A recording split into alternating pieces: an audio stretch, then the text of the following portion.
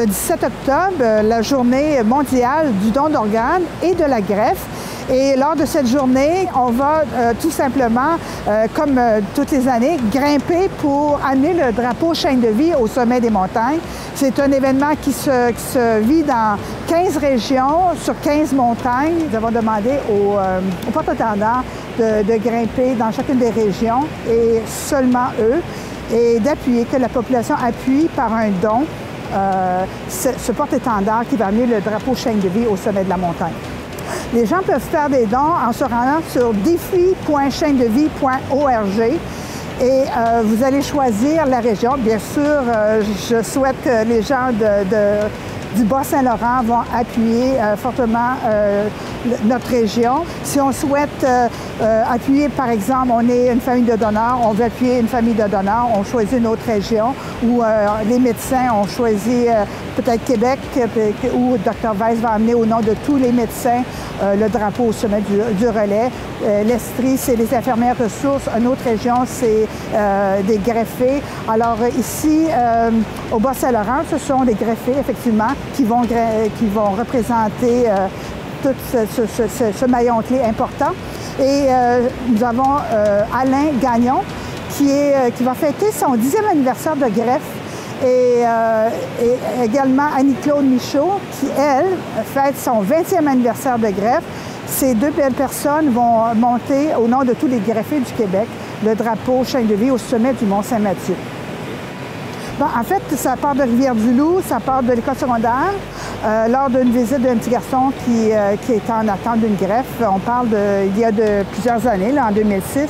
Et en 2007, on s'est mis à pied d'œuvre pour développer un programme d'éducation aux dons d'organes en milieu scolaire qui gagne le cœur du Québec présentement. C'est vraiment, ça a été 7 ans de travail pour développer cette unité pédagogique, pour offrir en fait un cadeau aux enseignants d'anglais langue seconde au Québec. C'est eux qui ont cette grande mission d'éduquer tous nos jeunes du Québec, soit en 4e ou 5e secondaire au don d'organes, pour que ces jeunes-là deviennent nos ambassadeurs de la discussion. Transplant Québec a fait une grande campagne sur toute l'importance de discuter du don d'organes en famille, mais quoi de mieux que d'emmener aussi la bonne information en famille? Ce sont nos jeunes qui sont éduqués, ça pendant quand même un bon mois, là, à raison de 2 cours semaine, sur tout l'enjeu du don d'organes et aussi, bien sûr, des tissus. On parle du don de sang, on parle aussi de don de cellules souches. Tout ça est couvert dans le cadre du programme Chaîne de vie. Au moment où on se parle, on a formé environ 200 enseignants. On a couvert à peu près le quart des enseignants au Québec. Et on souhaite bien sûr déployer Chaîne de vie dans toutes les écoles. En ce moment, le programme est à l'étude au niveau gouvernemental. On souhaite évidemment que, bien sûr, que le gouvernement puisse venir nous appuyer. J'ai confiance. J'ai confiance que le ministre de l'Éducation et le ministre de la Santé vont prendre le temps de regarder ce grand cadeau qu'on a développé pour qu'on veut mettre dans les mains des enseignants partout. Et ça fait vraiment... ça touche tellement de gens présentement. La chance qu'on a d'avoir ces professeurs d'anglais qui sont motivés à présenter l'unité pédagogique, puis les jeunes qui sont encouragés à vraiment être nos grands acteurs de changement pour une société plus éduquée. Et on sait que plus on a une population éduquée au don d'organes, plus on va diminuer le nombre de refus des familles. Alors, c'est un des grands enjeux, là, diminuer le nombre de refus de familles, et ça passe par l'éducation.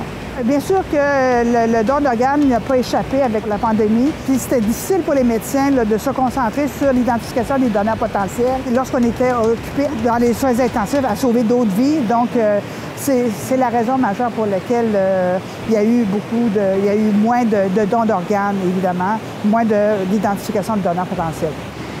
On a 799 personnes qui sont en attente présentement d'une greffe, dont 21 enfants. Et dans le Bas-Saint-Laurent, il y a 13 personnes en attente d'une greffe présentement. Ça va être notre 5e édition et je suis très heureuse de voir comment ça suscite un engouement. L'éducation, en fait, suscite l'intérêt. J'invite vraiment la population de tout cœur d'appuyer, aller faire un petit don vous faites une grande différence. Merci beaucoup.